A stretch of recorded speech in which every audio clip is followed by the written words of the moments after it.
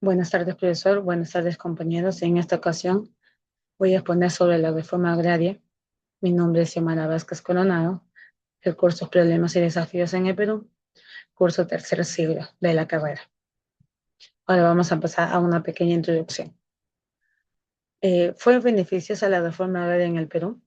En nuestra imagen observamos en estos tiempos que la tierra para que ellos trabajaban. La pregunta que siempre se hacemos que es, ¿fue beneficiosa la reforma agraria en el Perú? Se dice que la reforma agraria fue un fracaso, pero eso queda sentido común, que la derecha logró instalar en el Perú desde los inicios de la década de los 80. En aquellas épocas, el segundo gobierno de Fernando Belaúnde Terry empezaría a desmantelar el aparato principal de la reforma mediante un decreto legislativo que permitió la disolución de las cooperativas agrarias de producción con sus iniciales CAC y las sociedades agrícolas de interés social con las iniciales SAIS.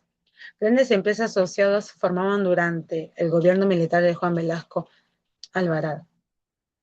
Fue que a partir de 1969 que el régimen belaquista comenzó un proceso histórico de exploración alrededor de 15.000 fondos que concentraban más de 9 millones de hectáreas, adjudicando esas tierras a las nuevas CAC y SAIS, a los llamados grupos campesinos y en menor medida a las comunidades indígenas campesinas de la costa sierra del país. Estas sierras se concentrarían a partir de entonces en estas gigantes unidades autogestionadas conformadas por peones, exfeudatarios de hacienda. Pero en la década de los 80 llegaría para dejar una huella inolvidable en el país, que era el conflicto armado interno que dejó miles de muertos y desaparecidos, principalmente en la zona Andes, centro y sur peruanos. Tras una década marcada por la crisis económica, la violencia, el régimen fujimorista llegaría en las décadas de los 90 para desintegrar la parte del tejido social que aún existía en el país. Las federaciones, los estudiantes, las organizaciones barriales y los sindicatos de trabajadores. Y sus diferencias perseguidas y criminalistas fueron debilitándose progresivamente. Ahora pasamos al desarrollo. Tenemos sobre su aspecto político. Desde el punto de vista político, la reforma agraria fue beneficiosa porque reduzco que el poder que tenían las élites territoriales sobre el país ante las reformas, una pequeña cantidad de propiedades controlaban grandes extensiones de tierras y concentraban muchas influencias políticas. Con la reforma del Estado intervino para redistribuir las tierras y buscar una participación amplia de los sectores campesinos. Esto modificó que las relaciones de poder les permitieran a ellos que los grupos históricos se excluían, comenzaron a tener mayor presencia dentro de la sociedad peruana. Fueron ahí, según las imágenes, donde ellos empezaron pues a producir más. En la otra imagen se expresa donde ellos están haciendo pues una marcha, o sea, una huelga porque les no estaban bien, prácticamente estaban no tan bien, sino que les faltaba apoyo. En el aspecto económico, la reforma agraria tuvo resultados más complejos.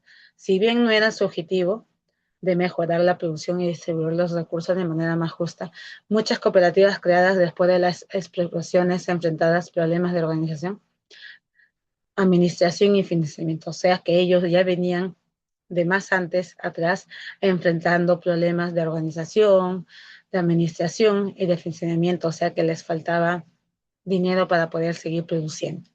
Además, en la falta de capacitación, que les faltaba la capacitación técnica, el apoyo que no era suficiente, les provocaba una disminución en la productividad agrícola en varias zonas. Y esto como consecuencia les trajo que algunos sectores consideraban que económicamente la reforma no había logrado los resultados que ellos querían. Si bien no vemos en la imagen, aquí las personas estaban sembrando lo que ya tenían. En el otro era lo que ya tenían producido y lo que ellos hacían era sacaban sus productos porque sabían que más adelante las consecuencias iban a ser más grandes. En el aspecto social, en el aspecto social tenemos que la reforma agraria generó cambios muy importantes. O sea, durante muchos años los campesinos vivieron en condiciones de desigualdad y dependencia frente a los hacendados, perdón.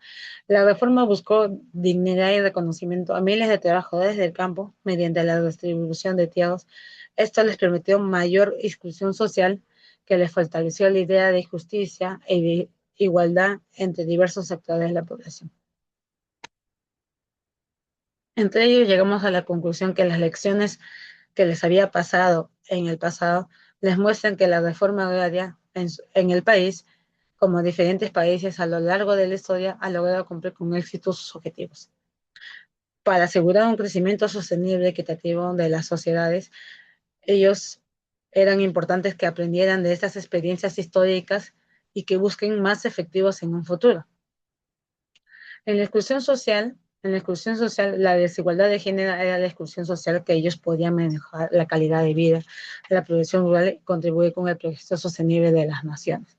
En la innovación, la tecnología agrícola podrían mejorar más de la eficiencia para que puedan producir más en el sector y contribuir a una distribución equitativa de la tierra para todos los campesinos que vivían ahí. Explicativa holística era que la reforma agraria, desde ser vista como un medio para el desarrollo sostenible y el progreso, y no fue como un fin en sí misma. Muchas gracias, eso es todo.